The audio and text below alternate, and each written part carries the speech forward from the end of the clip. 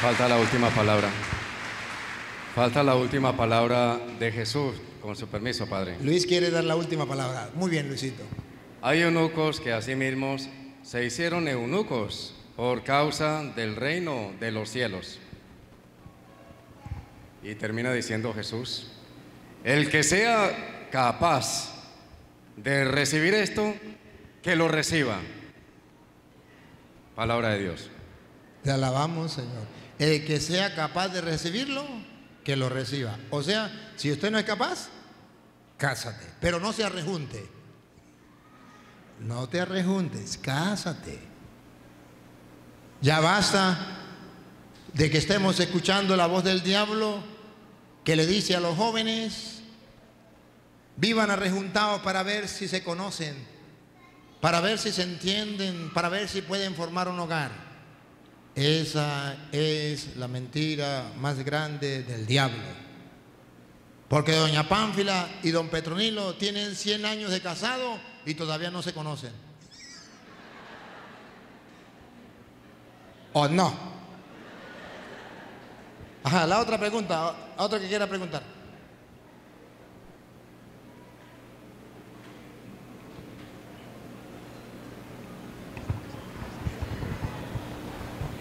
Buenas noches, Padre. Buenas noches. Tengo dos preguntas.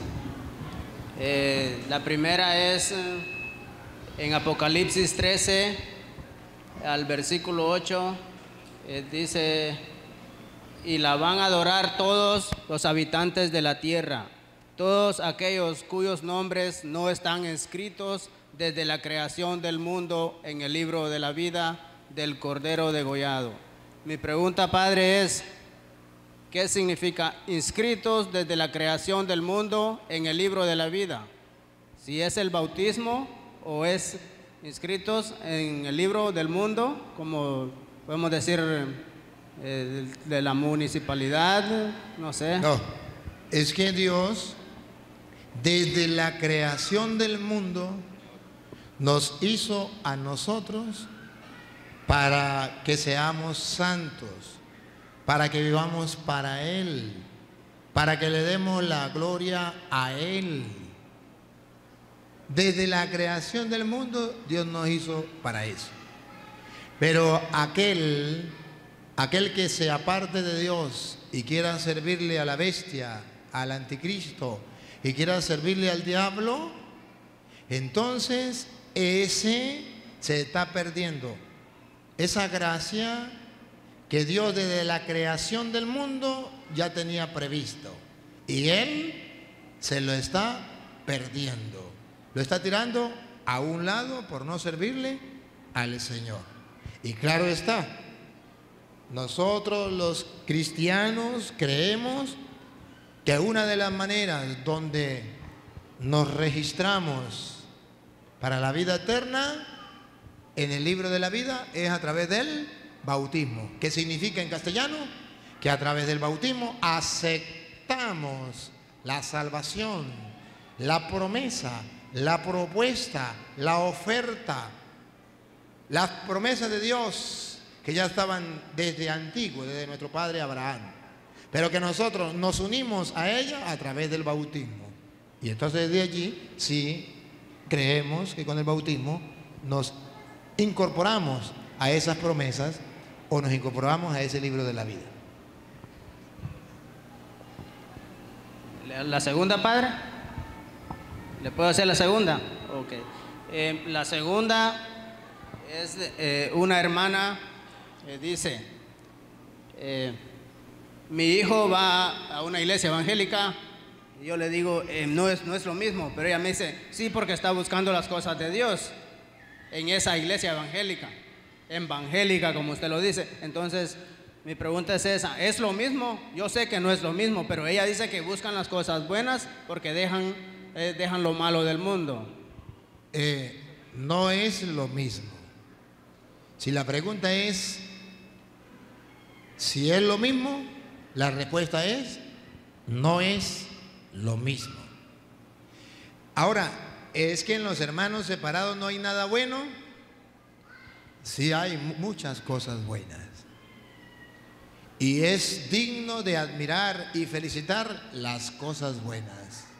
Incluso la Iglesia Católica no está en contra de las cosas buenas que tienen los protestantes. No, señor. Está en contra de aquellas cosas buenas que le hacen falta. O de aquellas doctrinas falsas que le enseñaron. Ahí sí está en contra. Por ejemplo, observen algo. Observen algo. Que los protestantes dicen que les gusta leer la Biblia y que leen la Biblia.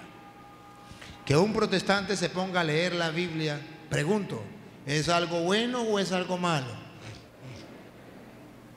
Algo bueno, digno de admirar, digno de felicitar y digno de imitar. No estamos en contra de eso. ¿En contra de qué estamos? De que manipulen la Biblia, de que cambien el Evangelio. En contra de eso sí estamos.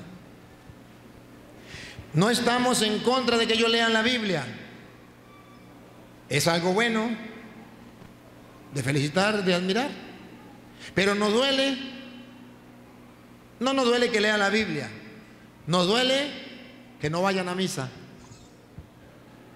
que no se confiesen. Estamos en contra de las cosas buenas que le hacen falta. Nos duele las cosas buenas que le hacen falta. ¿Es lo mismo? No es lo mismo ser protestante que ser católico. No es lo mismo. Pero resulta que allí hay un engaño. Y entonces puede decir, padre, pero es que yo conozco una persona que era un borracho y se metió a evangélico y dejó de tomar. Y eso es verdad, eso puede suceder. Pero no se metió no dejó de ser borracho porque se metió a evangélico.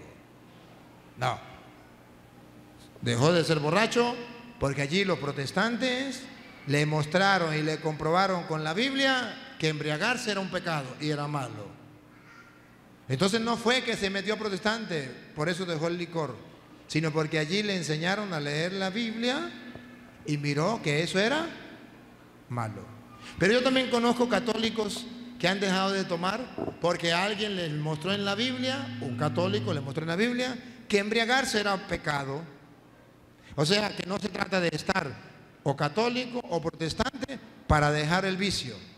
Lo dejan tanto católicos como protestantes cuando leen la Biblia y se dan cuenta que eso es un pecado. Pero es que entonces yo tengo que darle gracias a Dios porque mi hijo se metió a protestante. Le doy gracias a Dios porque mi hijo dejó el alcohol, eso sí, pero que se metió a protestante, no. Es que mi hijo dejó la droga, dele gracias a Dios porque dejó la droga, pero porque se metió a protestante, no. No. Porque protestante es protestar contra la palabra de Dios, por eso es protestante. Y eso es un pecado. Eso es un pecado. Cuando uno se mete a protestante, comete el pecado de apostasía. Primera de Timoteo, capítulo 4, versículo 1 en adelante. Hay un pecado que se llama apostasía, que los catequistas se van a morir y nunca le han enseñado a sus niños que existe ese pecado. Que muchos sacerdotes se van a morir y no le han enseñado a sus fieles que existe ese pecado. Escúchelo. Pero el Espíritu dice claramente. Otra vez, Luis. Pero el Espíritu dice claramente. El Espíritu Santo nos dice claramente. Esto significa que no podemos someterlo a duda, no podemos nosotros decir, ¿será verdad o será mentira? ¿El cura está inventando? No. ¿Otra vez, Luis? Pero el Espíritu dice claramente. ¿Qué? Que en los postreros tiempos. En los postreros tiempos significa hacia el año 2000, hacia el año 1500, hacia el año 1800, en los postreros tiempos.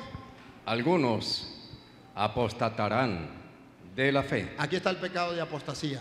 Algunos, Apostatarán de la fe. este es el pecado de apostasía. Algunos Apostatarán de la fe. apostatarán de la fe. Siga. Escuchando a espíritus engañadores. Cuando escuchan, cuando comete pecado de apostasía, Escuchando a espíritus engañadores. a espíritus engañadores que le dicen, no hay que comulgar, no hay que confesarse, María no es virgen, el Papa es la bestia, la iglesia es la gran prostituta. Espíritus Escuchando a espíritus engañadores. engañadores, y con la ayuda de doña Lupa, a Lupa, ponemos la lupa y le hacemos zoom. Escuchen, pecado de apostasía, ahí viene. Escuchando a espíritus engañadores y a doctrinas de demonios. ¿Y a qué, Luis? Y a doctrinas de demonios. ¿A qué, Luis? Y a doctrinas de demonios. Hay doctrinas de demonios que la gente está escuchando. ¿Y quién trae esa doctrina de demonios? Escuche quién las trae. La lupa. ¿Quién las trae? A doctrinas de demonios por la hipocresía de mentirosos. ¿Otra vez? Por la hipocresía de mentirosos. Por la hipocresía de mentirosos. Hombres mentirosos. ¿Y usted cree que en la iglesia católica los catequistas le han enseñado eso a los niños?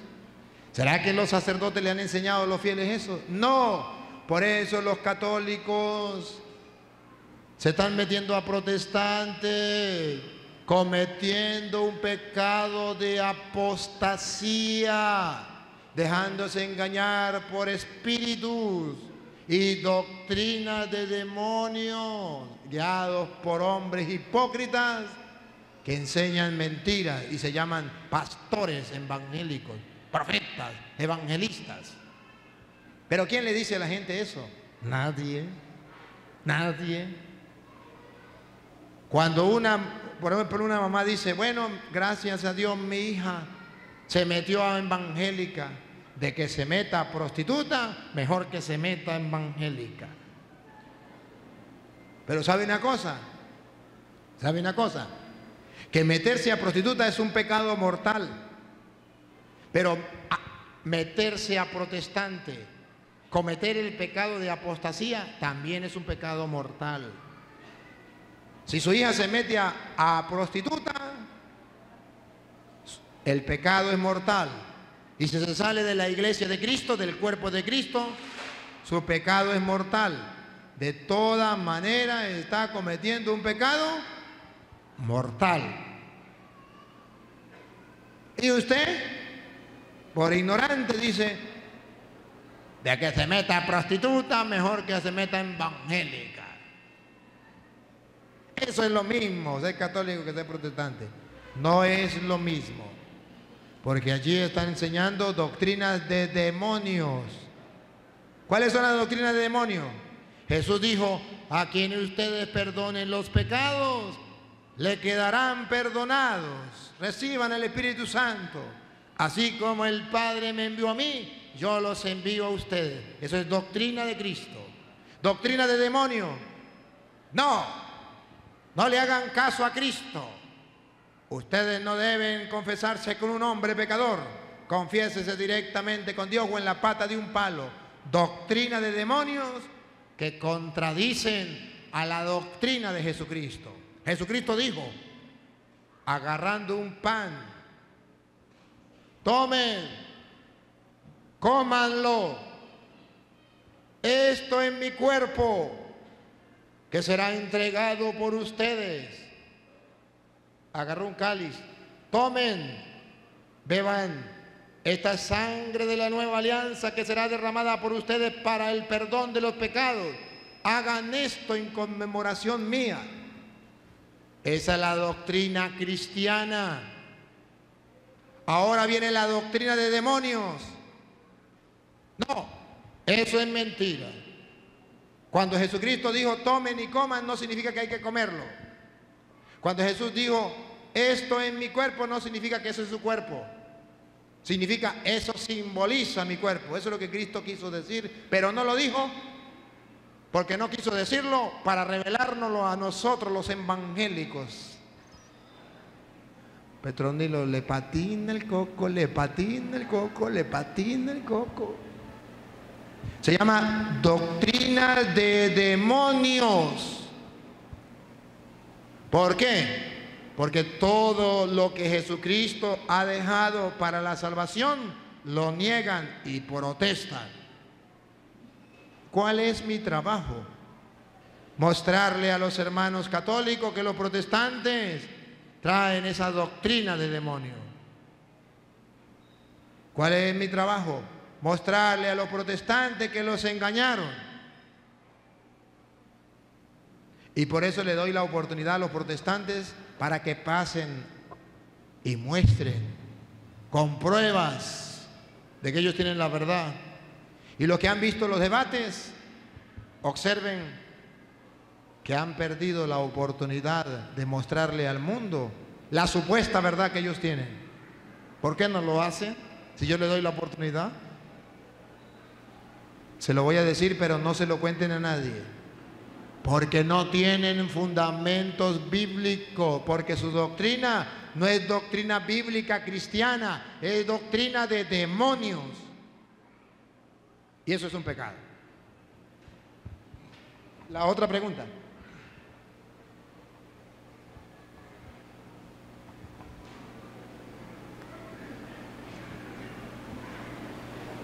Buenas noches. Buenas noches, Padre. Esta pregunta es de uno del público y están preguntando ¿qué diría usted sobre una persona que dice que la Eucaristía es un símbolo, que nosotros los católicos practicamos la Eucaristía como un símbolo? ¿Qué usted nos diría sobre eso? Decirle que esa persona está predicando doctrina de demonios, porque San Lucas capítulo 19 versículo 22, o al revés, 22, 19, San Lucas 22, 19, a ver si es 22, 19 o 19, 22, 22, 19. Lucas 22, 19. Y tomó el pan. Escuche, esto es lo que le digo, si es protestante, con la Reina Valera. Tomó el pan Y dio gracias. y dio gracias Y lo partió. y lo partió. A ver si dice que es un símbolo. Esto es mi cuerpo. Aquí no dice símbolo. Otra vez. Esto es mi cuerpo. Aquí no dice símbolo. Otra vez decimos, si Cristo dijo, esto es mi cuerpo, cuando podía haber dicho, esto simboliza mi cuerpo, pero no lo dijo. Y no lo dijo por un motivo sencillo, porque no simbolizaba su cuerpo. Porque dijo, esto es mi cuerpo, por un motivo sencillo y lógico, porque eso no simbolizaba, sino era su cuerpo. Y en Juan capítulo 6, versículos 53 al 55, Jesús muestra que no es un símbolo. Escúchelo. Jesús les dijo, de cierto les digo. No hay duda. ¿Cómo sabemos que no hay duda? ¿Cómo sabemos que no hay error? Observe con doña Lupa las dos primeras palabras que dice. Otra vez, Luis. Jesús les dijo, de cierto. Una, de cierto, aquí no hay error. Dos, De cierto. desierto significa fuera de todo error, limpio de toda mentira, de toda falsedad. Esto es cierto de toda verdad. De cierto os digo. ¿Qué es lo que es cierto? Lo que Él nos dice. ¿Qué es lo que es falso? Lo que nos digan los testigos de Jehová, lo que nos digan los evangélicos, lo que nos digan los protestantes es falso. Porque es cierto lo que nosotros creemos. Porque Jesús lo dijo. Repítalo, Luis. Jesús les dijo, de cierto les digo. Lo que Jesús dice es cierto. Lo que digan los protestantes es falso. ¿Qué dijo Jesús? Siga. Si no coméis la carne del Hijo del Hombre. Vamos a ver, nos mandó a comer la carne del Hijo del Hombre. Vamos a ver si simbólicamente, vamos a ver. Y bebéis su sangre. Nos mandó a beber su sangre. Vamos a ver si simbólicamente. Vamos a tener la lupa lista. Siga. No tienen vida en vosotros. Siga. Vamos a descubrir públicamente si era de manera simbólica o de manera real. Dale. El que come mi carne. Hay que comer su carne de nuevo. ¿Simbólicamente o realmente? Dale. Y bebe mi sangre. Tiene vida eterna. Y yo le resucitaré en el día postrero.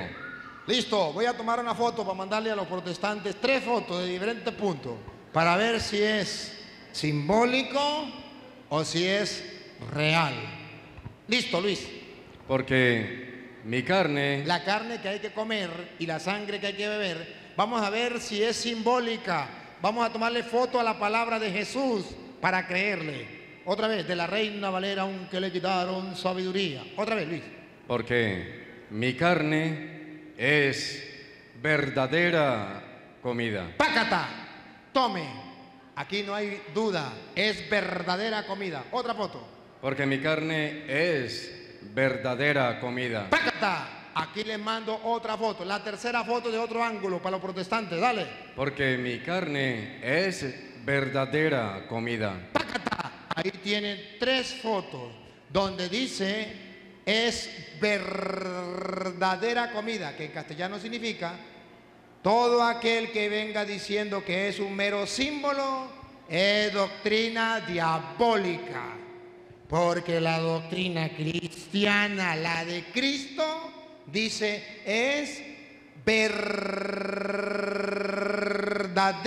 comida. La palabra verdadera significa no es símbolo, significa no es mentira, es real. ¿Y qué dice con su sangre?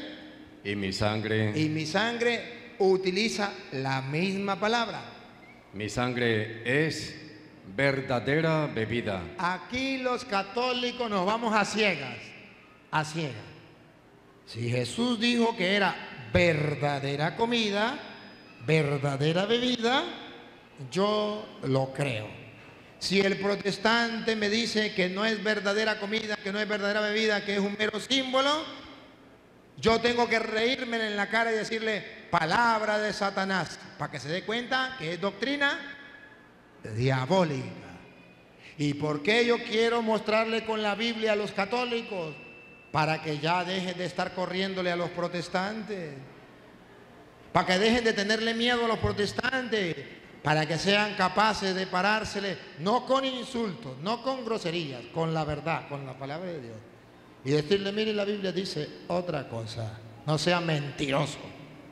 Así, con una frenadita que le pongan, quedan curados, más nunca entran a su casa.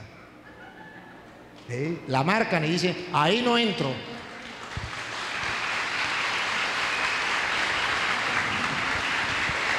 Otra pregunta. La segunda pregunta es de una persona del público otra vez. Y pregunta, ¿usted y otros buenos sacerdotes, usted y otros buenos sacerdotes resaltan la fe y especialmente la Santa Eucaristía, el pan vivo para la vida eterna? Y las filas de la comunión aumentan muchísimo. Pero los confesionarios se ven solitos. ¿Qué recomienda usted, Padre Toro? Gracias. Gracias. Pero acabo de recibir un golpe completico en la nariz, de frente. Me duele. Gracias a esa persona que hizo esa pregunta. Gracias. Ustedes no saben cuánto me duele a mí ver, primero, que la gente no se confiesa, y segundo, que los curas no confiesan. Se cumple el dicho de mi patria que dice, el niño que llora y la mamá que lo pellizca.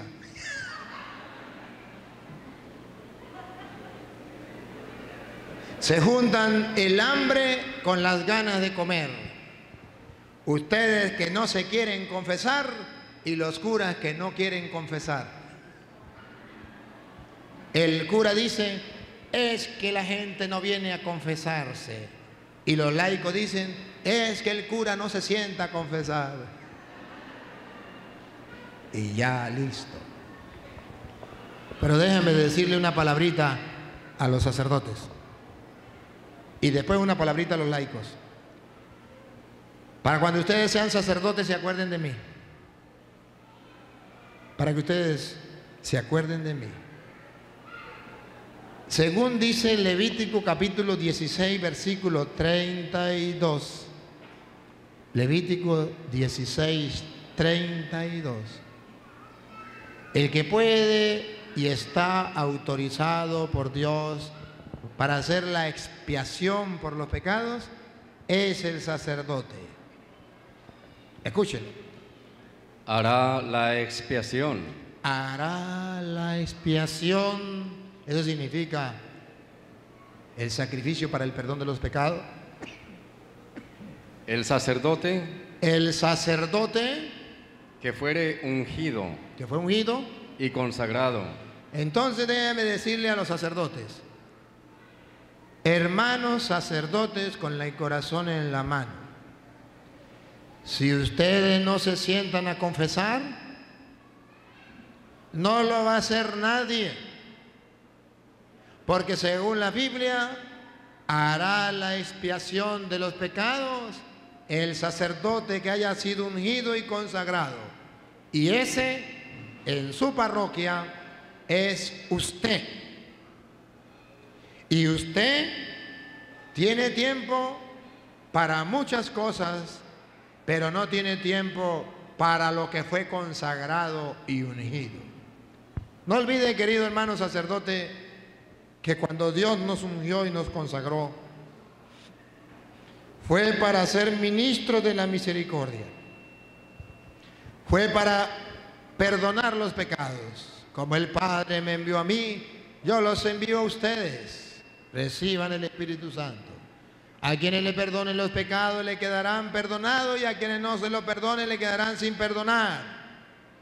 Queridos sacerdotes, si ustedes no se sientan a confesar, escúchenme bien, los pecados del pueblo no serán perdonados, y el único culpable es usted. Pero si usted se sienta a confesar y el pueblo no va a confesarse, eso ya no es problema suyo. La pregunta que hoy le hago como hermano sacerdote, enviado por el Papa con autoridad de la Santa Sede, del Vicario de Cristo, como misionero de la misericordia, esa misericordia que Dios nos envía a perdonar, le pregunto, ¿cuánto tiempo se sienta en su parroquia a confesar? Y no haga como hacía un hermano sacerdote que se sentaba a confesar a la 1 de la mañana, para que nadie se confesara. Pero él decía, yo no tengo la culpa, a la 1 de la mañana me siento a confesar. Pues ¿quién va a ir? Querido hermano sacerdote, si usted no asume esta responsabilidad, usted es causa y motivo de condenación de muchas personas.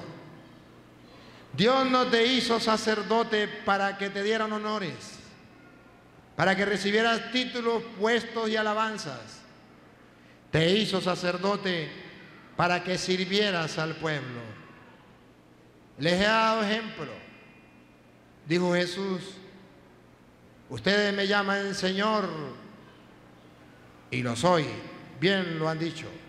Pues si yo, el Maestro y el Señor, le he dado ejemplo, es para que ustedes también sigan mi ejemplo. El de servir. Y el de servicio que nos pide al sacerdote, a un doctor se le pide que atienda a los pacientes en la medicina. A un albañil que sepa construir una casa. A un abogado pues que sepa de leyes y que defienda a los que él va a defender. Y a un sacerdote que en el nombre de Dios libere al pueblo de la esclavitud del diablo a través del sacramento de la confesión. Y si el sacerdote se pone a hacer otra cosa, eso se llama pereza activa. Recuérdalo, sacerdote, cuando estudiabas en el seminario, eso se llama pereza activa. Pereza activa es cuando usted hace otra cosa, pero que no es lo que le corresponde.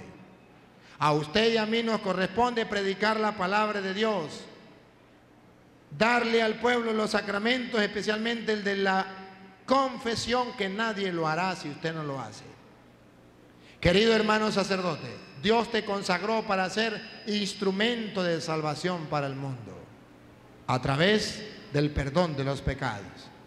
Pero si usted no se sienta a confesar, usted en vez de ser instrumento de salvación, es un estorbo para que la gente se salve, porque ni lava ni presta la lavadora, porque ni confiesa, ni tampoco invita a otros sacerdotes a confesar, ni confiesa en la parroquia, ni deja que el obispo mande otro cura que sí confiese a la parroquia.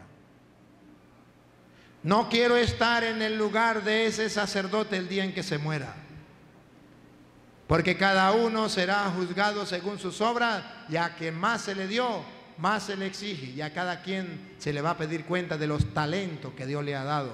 Y a nosotros Dios nos dio ese talento.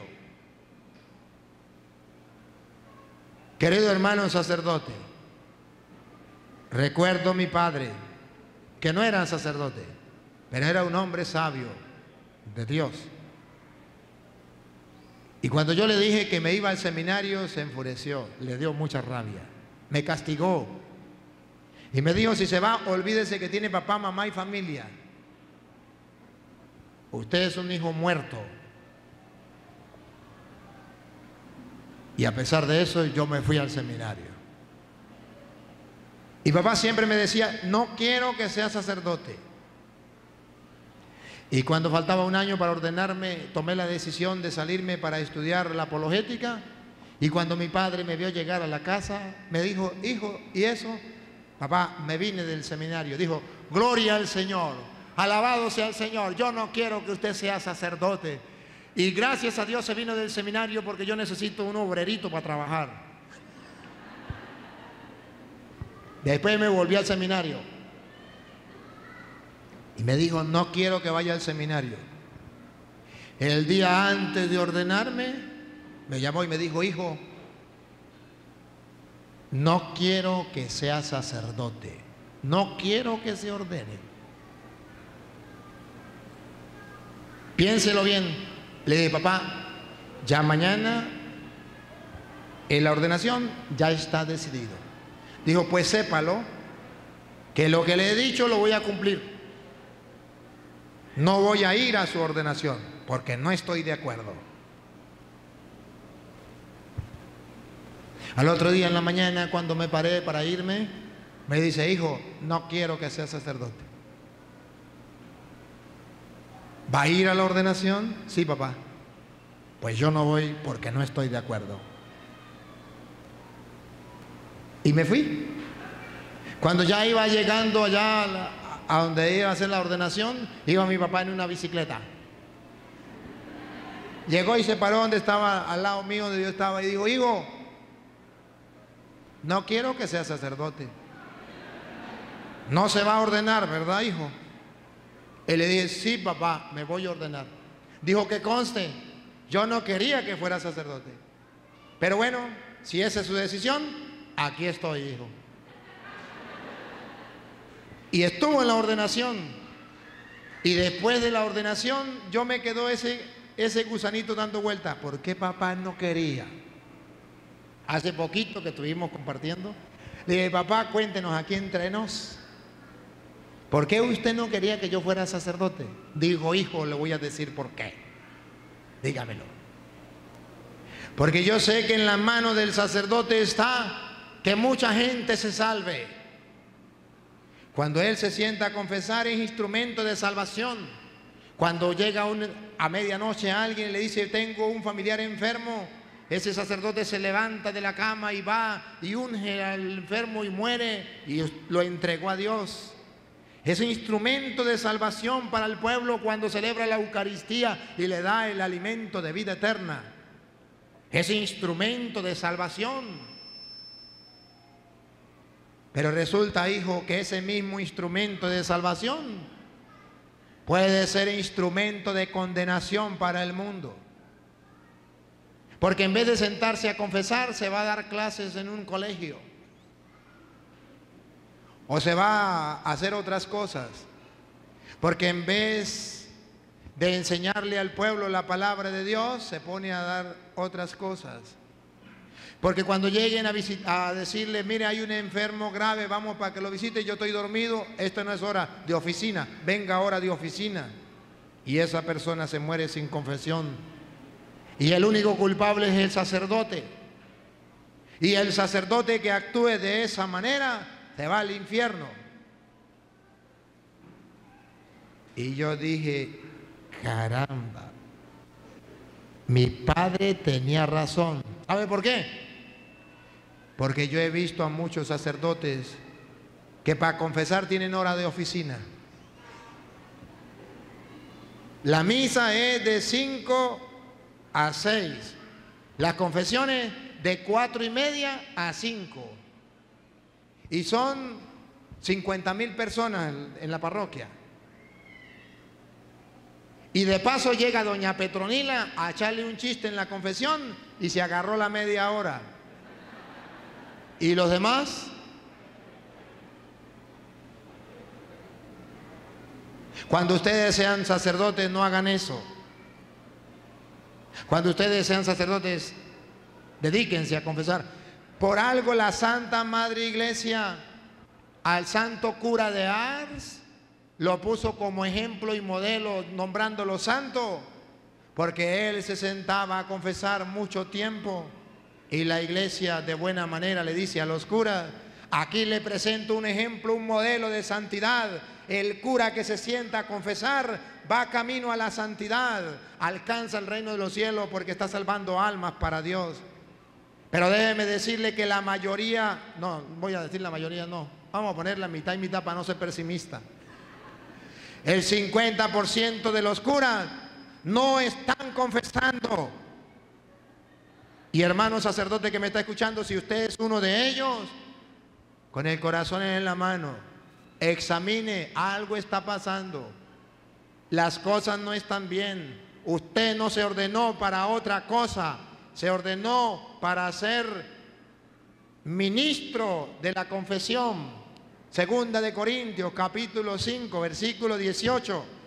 Dios te ha nombrado y te ha dado un ministerio, el de la reconciliación. Segunda de Corintios, capítulo 5, versículo 18.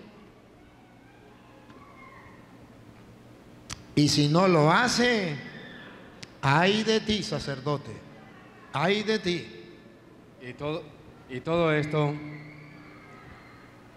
esto proviene de Dios. Y todo esto proviene de Dios, quien nos reconcilió consigo mismo por Cristo. Sacerdote, Dios nos reconcilió consigo mismo por Cristo. Y escuche. Y nos dio. El sacerdote, escuche. Y nos dio. Escuche, sacerdote, escuche. Y nos dio. Y nos dio.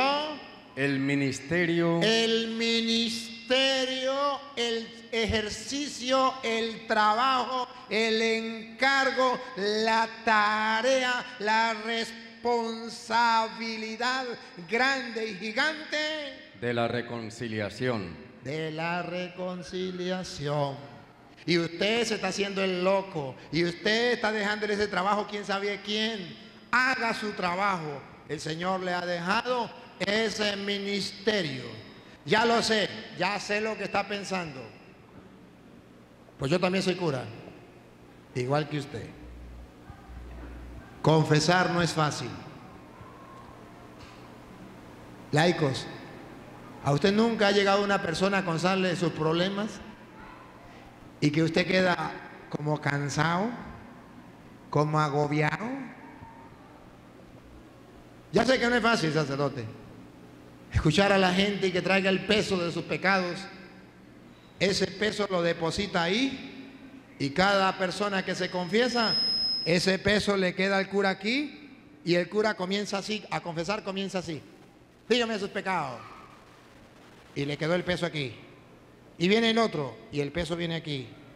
Y viene el otro y el peso viene aquí. Y viene el otro y ahí viene el cura así. Y viene el otro y viene el otro. Hasta que el cura ya no puede más. No confieso más. ¿Por qué? Porque no puedo. ¿Por qué no puede? Porque todo el peso de los pecados cargaron sobre él. Pero la Santa Madre Iglesia, siguiendo las Sagradas Escrituras, querido sacerdote, nos ha enseñado y nos ha dejado una oración muy bella de liberación. La Santa Madre Iglesia nos enseña, no se siente a confesar sin hacer oración, porque va a pelear. La confesión es una pelea directa con el diablo. Va a cortar el pecado. Es una pelea directa con Satanás. No se puede hacer sin oración. El cura que se sienta a confesar sin haber hecho oración, ya perdió la pelea. Satanás le va a quitar el gusto, el sabor por confesar. Satanás le va a poner un fastidio. Y cuando una persona le dice, me quiero confesar, es como si le mentara a la madre. Sí, lo sé. Pero eso es cuando el cura no hace oración. Pero sepa, querido hermano sacerdote, y hágalo por experiencia, se lo dice un misionero de la misericordia que ha sentado a confesar días enteros. Yo me he sentado a confesar viernes de dolores, desde las 6 de la mañana hasta las 3 de la mañana del otro día, hasta el domingo de resurrección. Y cuando yo me hacía eso, cuando comencé, ni siquiera me levantaba a comer, solo bebía leche. Y con eso me mantenía. Y era capaz de confesar cantidades de gente que llegaba en toda esa semana. Trabajaba en el Santo Cristo de la Grita, es un santuario donde iba muchísima gente, miles de personas. ¿Y qué hacía yo para poder confesarlos tanto tiempo? Fácil, oraba y después hacía la oración de liberación.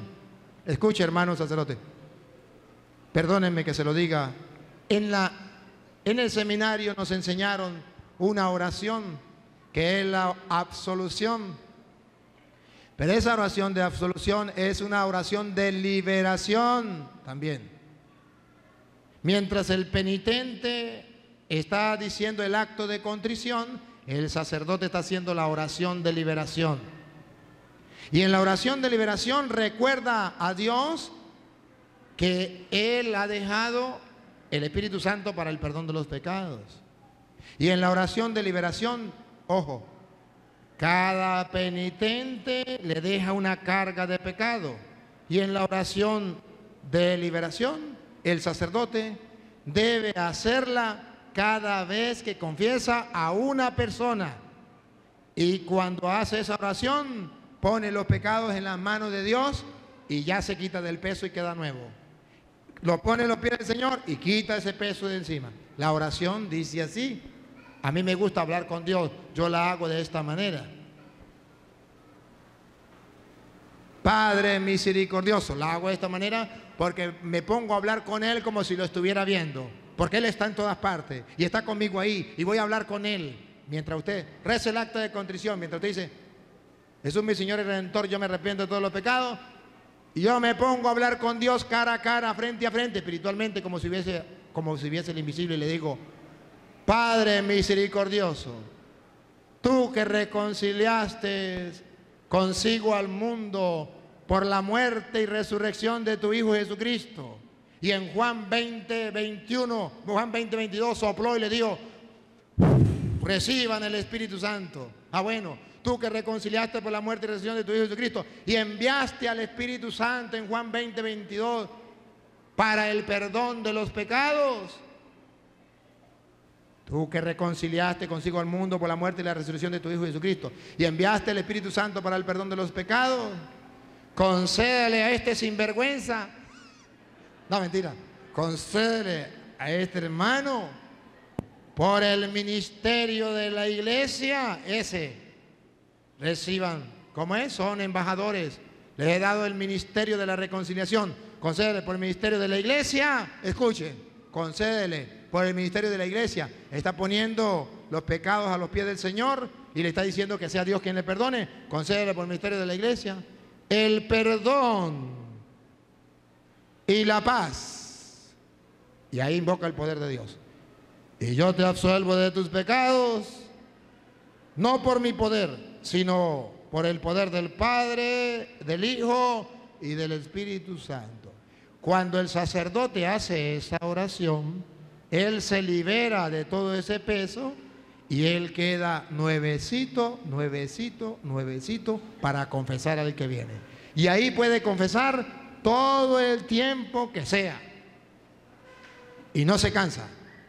Pero si no hace esa oración y solamente dice, o la dice solamente por decir de puros labios, o solamente dice yo te absuelvo de tu pecado en nombre del Padre y del Espíritu Santo, salga y venga el otro, ese sacerdote no será capaz, y hagan la prueba, sacerdote, no será capaz de confesar más de 2 horas. Y si confiesa más de 2 horas, va a salir enfermo. Porque este ministerio es algo divino, es un regalo de Dios. Y tenemos que saber. Pero luego, ¿cuál es el otro problema? ¿Por qué los curas no nos sentamos a confesar? ¿Saben qué da rabia, furia? Que usted se siente a confesar y llegue Petronila a echarle cuentos.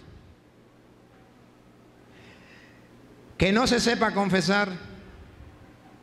Que para decir el pecado de adulterio, en vez de decir, Padre, yo cometí adulterio, punto, ya dijo el pecado, comienza, bueno, Padre, usted sabe, no, Padre, que uno en la vida es una persona frágil. Mire, Padre, una vez yo tenía, bueno, hace como 5 años, Padre, yo no me acuerdo tanto, pero sé que una vez íbamos de paseo, no sé por dónde, ni sé con quién. Ah, sí.